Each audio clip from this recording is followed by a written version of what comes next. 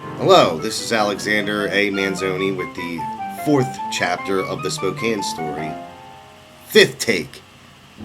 Pete and Eddie walked side by side west down 2nd Street, their steps staggered and unsure. Holy shit, I think I drank them last few beers too fast, said Pete under his breath. I should have eaten something. I think my blood sugar's running low. Well, when was the last time you ate something? Asked Ed, who was otherwise preoccupied with typing mindlessly on his phone, his face illuminated with the spectral blue glow of the screen. I don't know, I've been nibbling here and there at this big stick of pepperoni in my bag. That specific piece of pepperoni was in fact in Pete's bag, but it was spoiled, rancid, and covered with a thick layer of fuzzy gray mold. Who was he kidding? He had no plans on finishing the thing, nor did he intend of disposing of it either in the immediate future. Alright, yo, I was just making sure you ain't been losing your shit. I'm feeling a little bit lightheaded. Kind of tired, sure, but, that's about it. You looking pale. Pete stopped walking and lit up a cigarette. Eddie finally had a chance to adequately catch up. I'll be fine as soon as I get some more dope in me, Ed. I am my father's son. Pete took that first drag, then resumed walking, stumbling upon the first couple of steps, but quickly regaining his former stride. Then Pete heard something behind him. Was it footsteps? Something more sinister, perhaps? The police? He looked over his shoulder for an instant, and clearly saw that somebody was following them. Pete quickened his swaying steps, and Eddie had to strain to keep up. The sole on Ed's left sneaker, a dirty pair of white Adidas that had seen better days, began to come off at the toe. The sound of the sole slapping repeatedly against the wet sidewalk permeated the night air. It seemed that there were headlights up ahead. Someone had their halogen high beams on, way on. Pete needed to avert his forward gaze to continue on.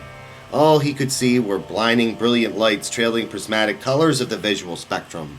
His cigarette went out from the rain, so he tossed the butt in the gutter.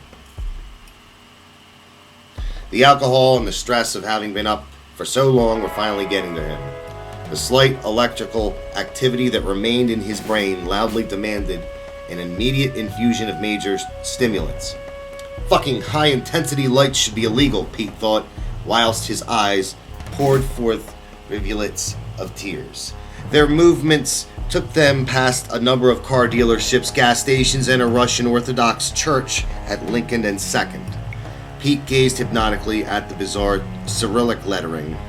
It was still at first glance, but then started to jiggle gelatinously and move in different directions until it all blurred together and became a string of unintelligible symbols and nonsensical onomatopoeia. Maybe if I squint my eyes right, I'll see some kind of secret message, thought Pete. But what if that secret message meant for my brain gets written in Russian, and I miss it entirely because I know Spika?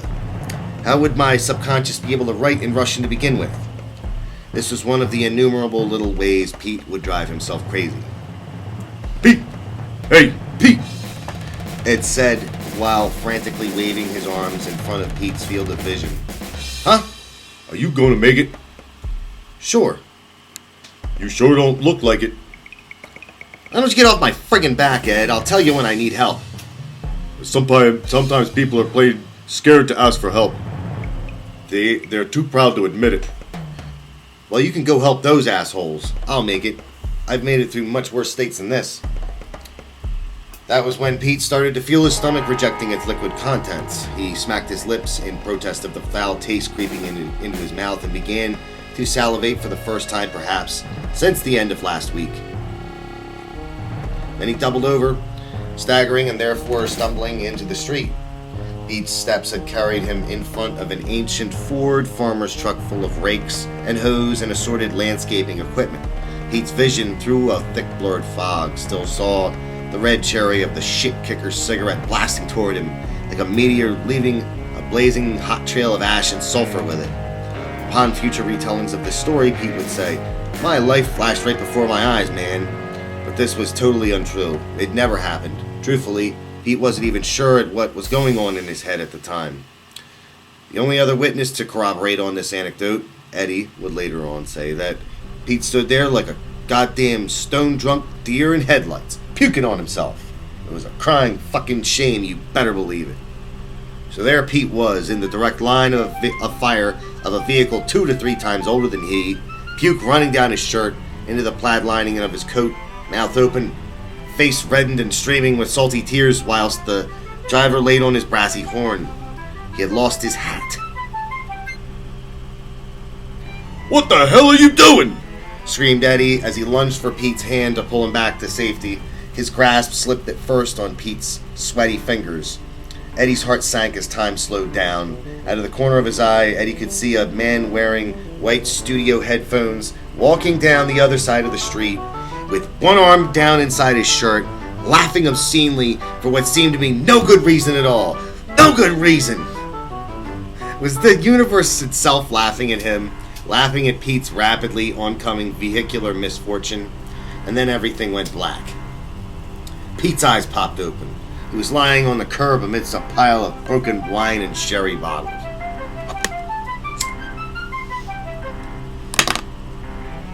Don't worry, it's legal. Luckily for him, he wasn't cut too terribly. Most of the glass was embedded in his backpack and coat. There was a faint hissing noise. The fuck is wrong with you? Yelled Eddie, not in the most congenial of moods. I don't know, I lost it there for a second. You almost got hit by that truck. Man, if I wasn't there to drag your ass out of the road, you'd be a dead man. Pete slowly got to his feet and clutched his aching head. He tried to wipe some of the sick off him, to little effect. His ears perked up as the hissing sound got louder. Ah, not the beer! He set his black backpack down, brushed off some of the glass and unzipped it.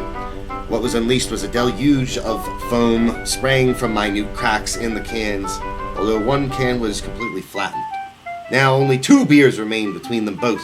It was at that point, Pete found it prudent to discard the moldy pepperoni he had been carrying. You idiot, stated Ed, arms akimbo in a frank display of disapproval. What am I gonna do with you? Honestly, you're really asking the wrong fucking person. Yeah, no kidding. Pete was coming to the slow realization that he had not packed a change of clothes. I guess puke is going to be my new look for a while, he thought, somewhat grimly, wiping his hands off on his coat and his custom jersey. Naturally, Pete's original plan was to forsake his father's wishes. He was initially planning to get lit up and lose a couple more days of his ever-fleeting youth in the process, and he could get some donated clothes from one of the local non-denomination ministries, but the one nearby only did it on Mondays. Looks like Pete was going to be washing his soiled gear in a public bathroom sink somewhere in the near future. There was no way Pete was going to visit his on-again, off-again girlfriend, Sherry, at her mom's house in this condition. Granted, at the moment Pete was technically banned from Casa de Sherry, so it's not like he could possibly sink much lower than Sherry's mom's current expectations of him. The dope will get sold when it gets sold. I don't see what the big fucking hurry is, he thought. Do I have to lead you around like a small child now? Said Ed pensively, pointing to his comically old digital Casio watch with a calculator on it.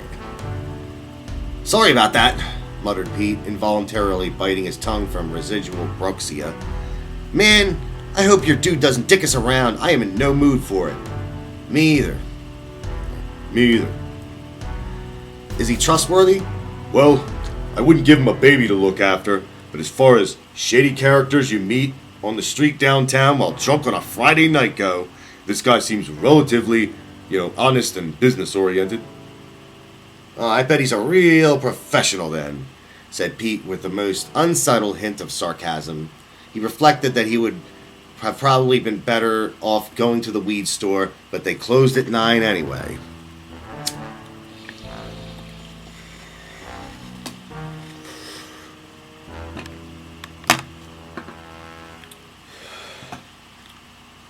Seriously though, how trustworthy do you expect a flippin' meth dealer to be? I mean, case in point, look at your father. Just look at him. stated Ed, conspicuously omitting Pete's identity as a drug dealer from that sentence. What a good buddy, thought Pete. Eddie's always got my back. There was movement in a shadowy corner in an alley next to the Fiat car dealership. Was it another speed freak hallucination or perhaps something else entirely? Pete gazed at it while they hurriedly walked past. It seemed that the shadow people were helping each other set up what appeared at first glance to be a fruit stand. Their surprisingly strong entrepreneurial spirit and get-up-and-go attitude impressed Pete somewhat. A bunch of busy beavers, Pete thought. It was a thought that for some reason brought him a discomforting ache that existed especially in the upper stomach chest area. It felt as if his stomach acids were slowly eating through his esophagus. Pete knew it was because of the lifestyle, the endless sea of drugs, and the shadow people brought along on the ebbing tide, the diet, or lack thereof, of terrible prepackaged food dyed with just enough poison to brighten up your gray lump of processed quote-unquote meat and give you cancer all at the same time. Of course, one cannot fail to remember constant fear of the law, local, county, state, federal. Pete did not wish to be the first man of the family to catch a federal charge. That fear ate at the lining of his stomach as well. Pete knew that he had to manage his anxiety better, as it was literally eating holes in his digestive organs, but his efforts had been in vain. What Pete needed to do was relax, and what better way to relax than with huge, crudely measured doses of intravenous crystal methamphetamine. Yep, that'll really take the edge off, really set the mind at ease. Then there was the old man, someone who seemed to be an ulcer all on his own, along with the horde of determined and crafty junkies who'd rob him blind the first chance they'd get. And the ones who weren't trying to rob him with any sort of regularity were beggars. Some of those beggars were quite shameless about it as well, dropping by and mooching whatever they could suck up from Peter the old man. No crumb was too small, no cigarette butt too short to smoke. It got to where the Scarboroughs had to put their cigarettes out in what usually was a coffee can full of water because the doped up tramps were scrounging around the RV at all hours of the night, picking through dirt and broken glass for the possibility of finding a short with some promise to it, which means finding a butt with more than a centimeter of tobacco left in it. The poor bastards. Sometimes Pete would awaken to the sound of shouting, only to find a couple of vagrants fighting over some pitiful remnant of a cigarette or a half pint of some rock-cut liquor deftly concealed in a stained paper bag that was always wet at the bottom and falling apart.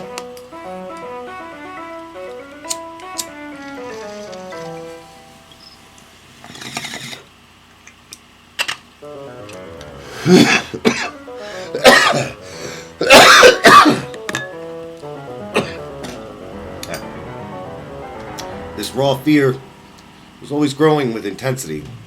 A shadow man silently taunted Pete with obscene, blurry hand gestures before going back to work on the fruit stand. On the sign it said, "Shadow People and Sun Produce." At once Pete chuckled and glowered while he played around in the jungle gym of his mind with the thought. Then he said, "It's looking like they're gonna put us all out of business pretty soon." Eddie tried to act like he didn't notice that his friend was raving like a madman. He paid little attention to the lunatic ramblings. It was just another Friday night on the street in Spokane. "Yes, sir," continued Pete. "In a matter of time, even the Chinese will be working for the shadow people on consignment. And no one's the wiser, except all the other crazy people on meth. And what good are they? The disorganized, unwashed masses of bad teeth, nervous tics, and unsightly skin conditions." "Hope you fuckheads got a permit for that thing," authoritatively said Pete to the invisible men putting up the fruit stand, "or else you might get a ticket." Jesus Christ, Pete. Who the fuck are you talking to now? "My friends on the street." There's no one there! No one! I'd tell you if someone was there! "That's because you can only see my friends with the right kind of eyes," Petey, my old boy, said a palpably disheartened and vexed Eddie. You seriously gotta get your shit together. Your eyes are fucked. And a big thanks to all my loyal fans, especially Edward, the one true believer that selflessly saved my life as well as my sanity when I thought all was lost. You know what? The Cardinals are gonna rape the Seahawks' asses on Sunday. It was not hard for one who knew Pete well to get under his skin. Bullshit! You fuck off! I'll kill you! You don't have the balls. Maybe I do, maybe I don't. Pete attempted to playfully shove Ed, but instead failed miserably as he was positively bereft of depth perception. He was fortunate he did not fall onto any more broken bottles. Let's just try to get to the Swamp Tavern in one goddamn piece before one of us gets killed, Eddie said. Well, that was it. One more for the road, I guess, right? Right, everybody? Thank you very much. Thank you.